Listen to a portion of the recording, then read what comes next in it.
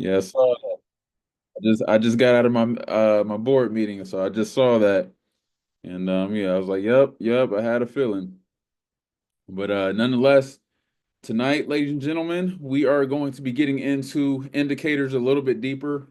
I'm gonna basically do some practical application for you guys with just a running of the few different indicators that there are, when to use them, so you can have a more diverse understanding on how to use these indicators, so that when you're navigating these markets, you guys understand that there's different ways to use these tools. I will try to point out as many factors as possible that goes into my mind before I make a trade outside of my trading plan and why I'm going to use certain indicators. And we're going to hop right into it. So tomorrow I'll have probably a little bit more slides for you guys, but today we're going to do mainly application within the market. So see what we got here. Give me 1 second. Pull up this screen for you guys.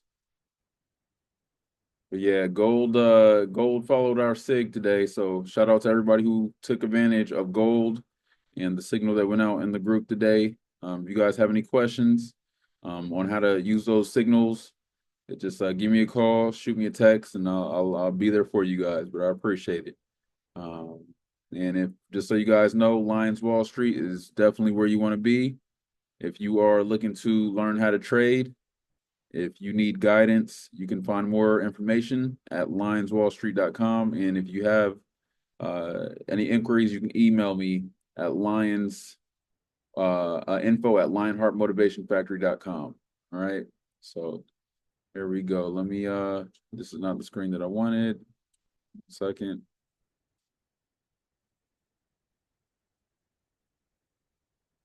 Here we go. Share. All right. So we're gonna go ahead and hop right into it. Uh, the indicators that we went over last week, I want to say that was Wednesday last week. We went over Bollinger Bands. We went over the MACD indicator. We went over EMAs. We went over the Fibonacci. And then we also went over the stochastic. All right. So the stochastic accelerator. All right. So those are the 5 indicators. I'm going to try to get through as many as possible tonight, but I wanted to do it on fresh markets, something that we haven't seen it done on before, just so you guys can understand a little bit on how to, just taking these little lessons, chunk by chunk, brick by brick, just taking it in a little bit at a time. And then ultimately, once you understand how each one is being used, you want to add and collect, I guess, a data points where if you're using the same 3 indicators every single time that give you 3 to 5 signals to enter the market, and you can have a basis point for your trading plan, and you can say, hey, this is your basically what we're looking for is an edge for yourself, an edge that goes with your personality, your lifestyle, and you need to find your edge in the market. Finding your edge in the market is tough to do, especially when you don't necessarily know how to trade. So I'm going to try to give you guys that catapult of education to kind of get you guys there a little bit quicker, so you can find your edge in the market and become a consistently profitable trader. At the end of the day, that is the goal. All right. So we have the Dow Jones, the US 30 market right now. And in a nutshell, the indicator that we're going to go over first is Bollinger Bands, just because I feel like that was the very first one that really helped me out when I first got into the game and just not really understanding what trading is completely all about. It was the most basic and it was the most understandable one. And it really helped me to find what signals I was looking for to enter the market. All right. And it's as simple as these 3 lines, right? We went over it a little bit. Top line, right? Overbought is the top. I want to say it's similar to an EMA, but nonetheless, overbought. Middle line is the base of basically another area where it can serve as support and resistance, and then we have the bottom line right here, right? And in a nutshell, bottom line means oversold, top line means overbought, middle line is, like I said, is one of those things, it's dead in the middle of where the market is fluctuating so far as the average of candles. All right. So if we're looking at for buy and entry and exit points, this is how we're gonna be using this. Let's Let's do some back testing real quick. Like I said, I'm gonna give you guys some practical application. And let's say we'll do it right here. All right.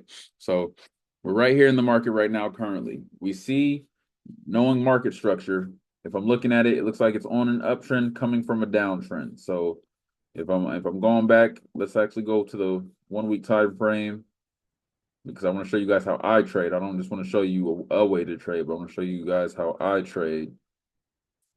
Why is it not letting me? Oh, all right.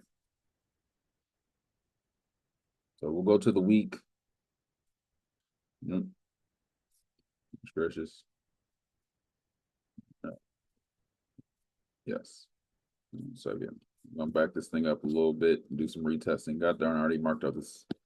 It's cool. It's cool. We'll leave it there. We'll leave it there. You guys feel like if you watching my videos at this point, you know how to draw a trend line. There's no need to go back and regurgitate information. I feel like as a collective, we're ready to move forward.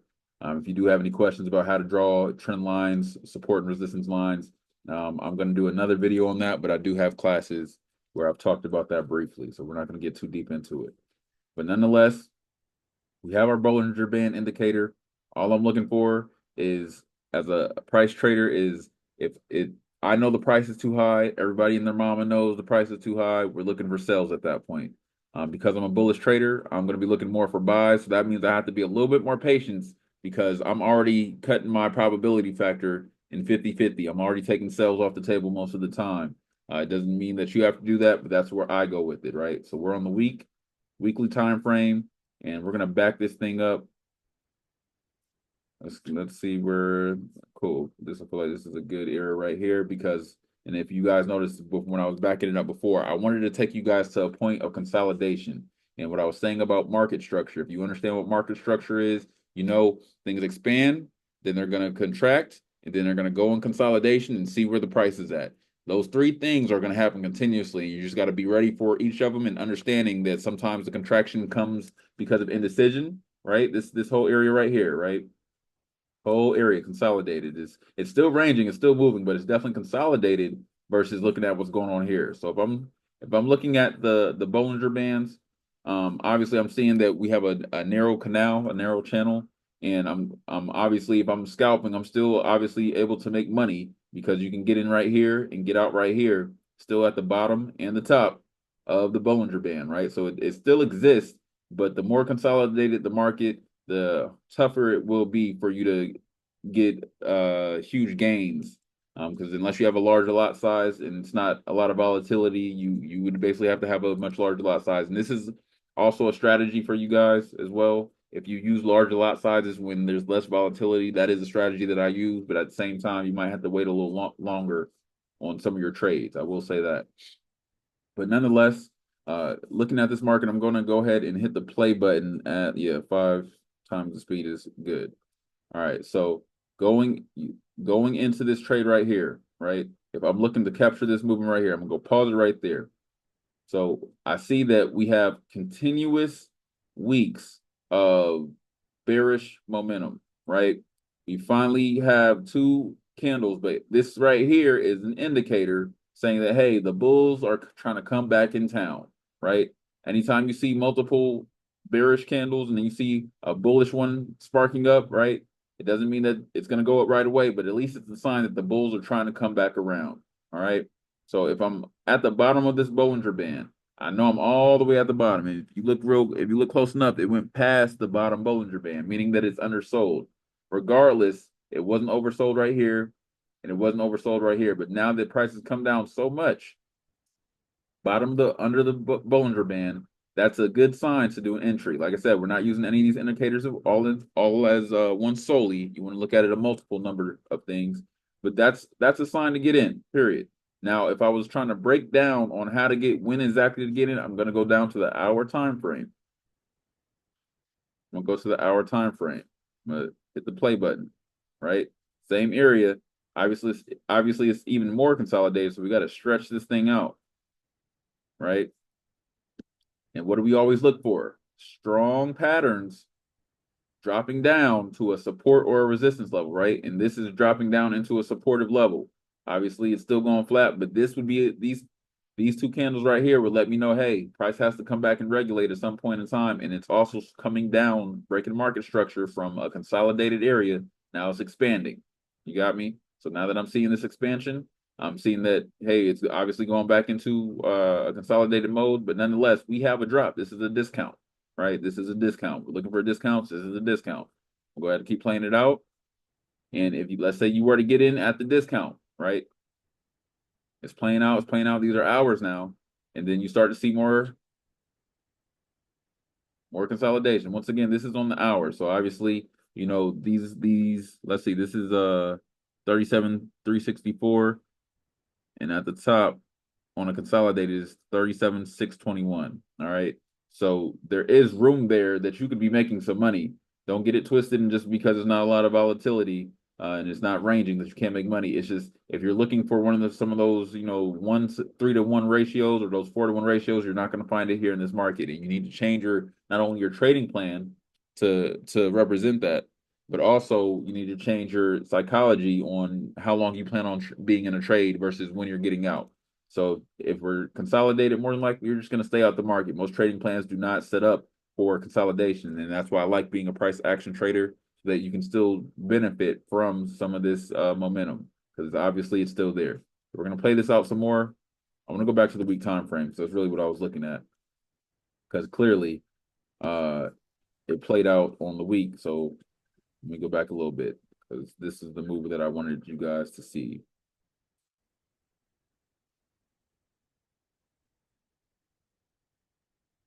So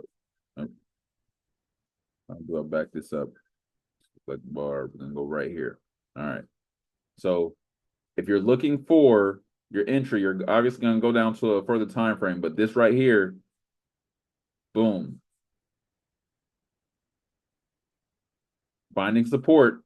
We got multiple bearish candles, and then we got a stronger move into another area that was also retested, right? This is a retest. Now we went back. How many more times did it retest? It retested over here. It retested over here. If I stretch this support line out, right? And so being able to see that, obviously it's broken some support, but obviously this is an area where things have rejected and bounced away from. You got me? So when it comes down here again, that's not just one, right? We got the Bollinger Bands being oversold. We have a trend line. And if I put on the EMA, it's over the EMA, so I wouldn't call that an area of confluence. I wouldn't use that as a sign technically, but I would know that it's underpriced because it's under the 200 EMA. And anytime anything is something under the 200 EMA, sooner or later it has to go back up, even if it isn't a downtrend. Sooner or later, you got me. So this is on the week time frame. Obviously, you'd be holding a little bit long term, but you doesn't mean that you couldn't make a living off of 32,446 all the way to the middle of this candle at 33,273. And obviously that's just half the candle in the week. So you got me. So understand, even if you don't take advantage of this full move that's happening over these next few weeks, if you were just to take advantage of one of these candles, there's money to be made there. You got me. You could have got out right here because it's at the top of the band. That would have been an indicator for me to get out. My second indicator, just so you know, like there's time, right? My second indicator would have been this indecisive candle the whole week. It didn't really do much. That's more that I'd have been out on a Monday or Tuesday, right? If this was at the beginning, if the beginning of the week started here, I probably would have, and I would have saw around Wednesday, would have still only been right here. I probably just got out the trade on a Wednesday. You got me? So something to think about as well when you're looking at these trades and you're entering the market. But obviously, you would have started looking right here, strong movement down into support. If we were looking to add another indicator on here, right? Let's pull out the Fibonacci. If I could find it. Go to the bottom and the top. All right.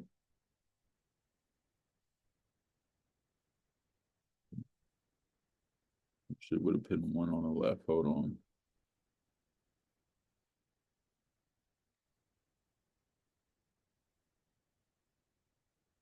Second.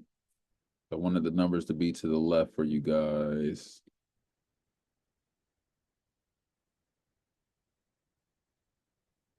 Yeah. All good. All right, so I'm going to draw the Fibonacci and see the first area that I would have gotten out at was this candle right here, this doji candle right here. Didn't really do too much that week, so that would have been the first area for me to get out at. Also because it's serving as, if you see this yellow and this blue line, right? One of those lines, I want to say the blue line is the middle area for the Bollinger Band. So that's an area of confluence as well, automatically right here. So that would have been an area that I would have taken my profits from. So if I would have got in right here, entry right here, exit right here, would have been because this week didn't do much. You got me? Now, if I was gonna hold on to it, then I'm looking at the next level. Clearly, we have some resistance right here at this next Fibonacci level, right? Outside of that, we blew past this next Fibonacci level, but then also we were coming up against the top of this Bollinger Band, right? And this right here would have been where I was looking at my exit point, right? This would have confirmed it. This candle right here is what would have confirmed me to make sure that I got out the market. I probably would have waited for it to come back down here, which it didn't. Let me see if it does. See if it does. Up, up, up, up. Yeah, it kind of just took off. But yeah, I would have been waiting. I would have lost this trade, not lost the trade, but I would have let this trade leave off without me, because I probably would have been waiting for a pullback, because that's what matches my trading strategy. And I probably would have waited for the next Fibonacci level for it to come down here to get back in. So just because a market looks good, if it doesn't stick to your trading plan, it's okay to wait for the next time. Don't feel like just because it matches a majority, yeah, you want to take the trade, but if you were already in for a trade and you already had profits set up, it's okay to cut it and get ready for the next best trade. You got me? Because you don't necessarily know. Yeah, you can let it roll a whole another week, but you don't necessarily know it's going to go up, right? And so it's not about being right in the markets. It's not about being predicting the markets right. It's about setting yourself up for success with the ratios and your risk management. All right. I hope you guys take that away. So all right, now let's take these completely away, and I'm gonna go over the MACD, because that's a good one for you guys to, I guess. So we're gonna take in a second. Why is it? There we go. Take this away. Take this away. I'm gonna get rid of the Fibonacci. Now we're gonna just use the MACD indicator, right? I feel like this is not the one. So there we go. That's the one I'm looking for. So we can get rid of this. All right, boom. Now we have the MACD indicator. I'm gonna put the Bollinger Bands back up there because this is a great strategy. So this is an easy strategy. I want to say it was the 21 strategy I used to use all the time. That's how I made my first $2,000 in what was it? High frequency trading. But nonetheless, this crossover right here, you heard me speak about the crossover with the MACD indicator. Obviously, we have all this bullish volatility, right? Now it's starting to lighten up, starting to lighten up. These three, hey, it's starting to lighten up. That's signs that it might, take off, right? But I don't want you to base it on that, because it could do one of these.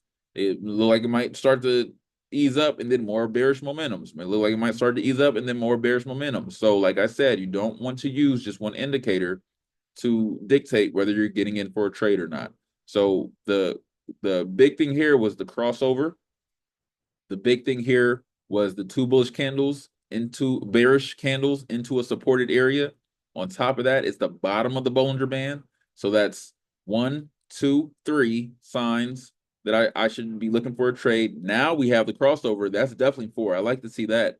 And then 5, I guess, would be the simple fact that if you were to wait to at least got right here, I would have called that an entry. I'm sure I would have broke it down to the hour, but by the time it came back up here off these two candles, I would have had a buy stop set at least at 33,230 on this market, and I would just let it ride up, whether that's 1 week or 2 weeks. But I would at least taken advantage of this right here. But that's kind of like a late entry. We want to get the best entry possible, and it would have been at the bottom of this Bollinger Band. You got me. So I'm sure if we broke this down to the hour, I just don't want to have to break it down and then go straight to this time zone. Plus, it's going to look super consolidated, but this is what you would have been looking for, something along these lines. When I say what you're looking for, I'm talking about you would have been looking for strong bearish momentum into a area where you could call it a buying area, which is this supported area right here. So once again, we got the cross up, meaning that there's bullish momentum. Anytime it crosses down, right? You see how this crosses down? It's going into bearish momentum. So we got the MACD cross up is what this is called. MACD cross up. A MACD cross down looks like this. A MACD cross up looks like this, right? So that's three signs right there that we could have got in for this trade. Some of these MACD indicators, they do have, I don't necessarily pay attention to these. I don't let them hold any weight because clearly, like I said, if we go back and we look at this area, there were no signals. It's just said down right here, and there was nothing in between there. So it's not something I would depend on as part of, hey, this is the MACD, because that indicator can disappear, and if you're waiting on that to enter the market, you could be waiting for much longer than you expect. You got me? Because I mean, I'm talking about these are weak candles, so that's literally like probably 40 weeks that it didn't give one of these little arrows. So why would you depend on that? You got me? Outside of that, any questions right now? Got about 9 minutes left. I just want to give you guys some insight, but that's the MACD in confluence with. Now let's look at confluence with the Fibonacci now. Once again, going to the bottom, to the top. Now, everything that I'm looking at right now, I see the Bollinger Band in the middle. I don't have an EMA on here, but if I threw my EMA on there, it's the yellow one that normally the if you notice, if you go back, it respects the yellow. This is a consolidated market, but if it wasn't, I want to say that yellow one is the 55 EMA, last 55 candles. But if it's under the 200 EMA, that's definitely reason for you to get in for a buy. If it's over the 200 EMA, that's starting to look for you. That means if you're a bullish trader, you're starting to look for your exit if it's over the 200 EMA. And it doesn't necessarily mean that it's time to exit. It's just a sign so that you can start looking at obviously, if it's the last 200 candle and it's above that price currently, you want to start looking at your next entry or your next exit or your next take profit. You got me? Um, any questions over that? I feel like all this on here is not necessary. Me personally, I don't look at all this to trade, but if you want it to help you out, you're using this in assistance with. You are not using any of these as a holy grail.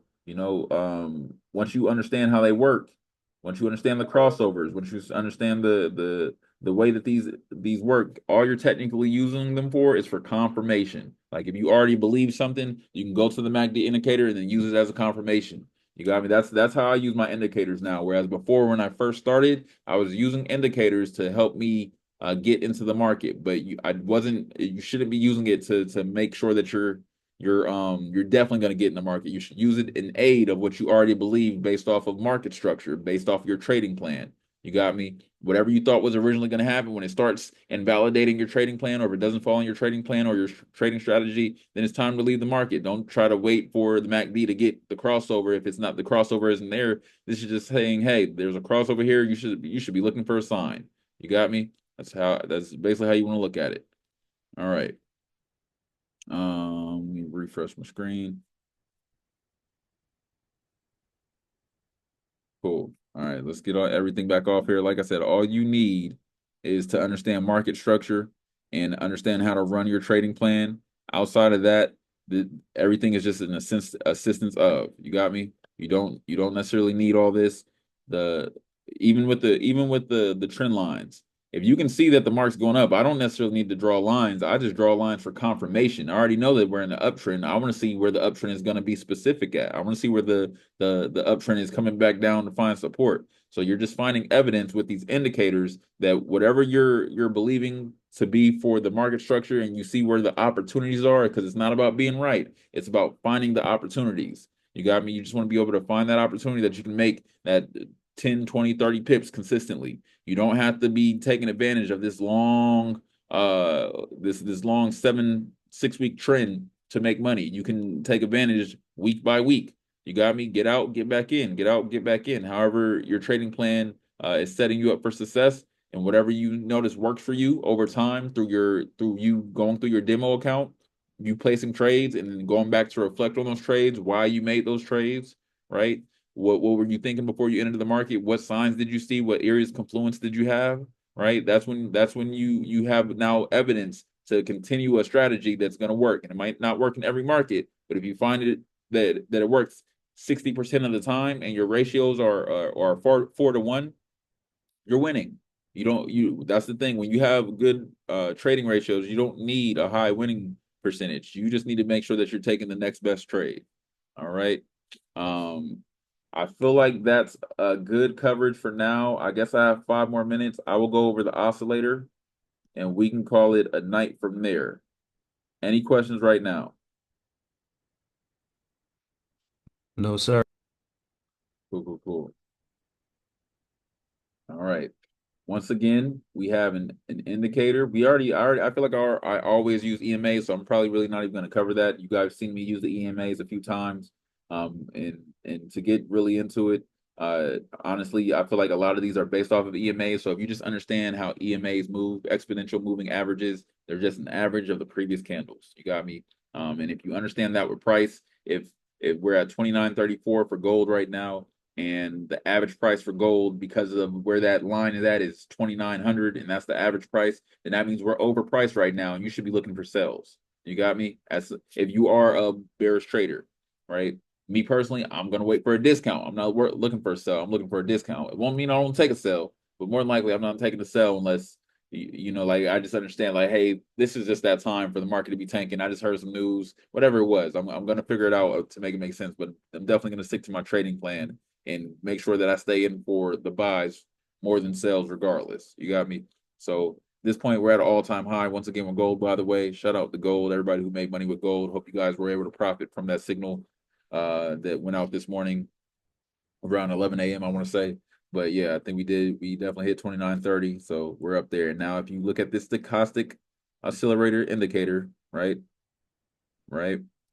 you see that we're starting to get to that overbought area. Now it's not completely overbought because we're at 80 on the volatility scale. Now once we get to 100% participation of everybody in the market, we might not, but it looks like we're headed that way, especially because this is still angling up. If you see that this is open ended and it's also in average of the previous price. So once it starts kind of like starting to peak over and starting to curve, that's probably when you should start be looking for your exit. But I'm already looking for an exit right now because if you look at this line right here, this dotted line, it's saying that it's already starting to be overbought. You got me? So sooner or later, the market's going to have to reset and get back to a basis point where the buyers and the bearish and the bullish community kind of at least come to a middle ground to find some stable pricing area for this new high. All right. Outside of that, I mean, this one's a pretty simple one as well too. You're looking for crossovers, right? If you notice, it comes down and then it crosses up as well, just like the MACD. It crosses up and you're riding that, and then it crosses over again, right? Crosses under, right? And sometimes you'll see this, it'll come together. The lines will come together, right? And then they'll head in the same direction. So you want to make sure that it's a crossover before you enter. So if I'm looking at it and it's starting to cross and it's right here, right? Let me see if I can back this thing up. Give me 1 second. Can I? Yeah. If you're seeing it, it's right here, right before it crosses, right? I see like it's looking about to cross. I'm gonna play it a little. Oh Lord, my light just went out. It's 9 o'clock. That's what that means. Um, this is what happens. What this is why I have classes earlier. uh, give me 1 second. Y'all get to look at the logo, I guess, for the rest of the day. All good. But nonetheless, this is what I'd be looking for, right? Waiting. I'm not gonna get in right here. I'm gonna wait until about right there. When I start to see it starting to angle up and the crossover is basically confirmed, and we're starting to get into the more volatile area. Obviously, this is right here in this area. So I mean, that's a doji candle right there. And on top of that, it also looks like there's a trend line drawn, that little line right here. There's a trend line drawn on one of the smaller time frames. That's why it looks all crazy in there right there. But obviously, this doji candle was a key sign that we should have been looking for a buy. You got me? We got a bullish doji candle. We're still bullish and it's matching the trade area. Looks like it didn't it that doji candle came down and hit the trend line and still bounced back up. So I can only imagine what that looks like on the hour. But nonetheless, all these things have come into play. And so if you see how it's playing out, it's still angling up, right? Now about right here, which where it is at, I'm gonna start looking for a sell.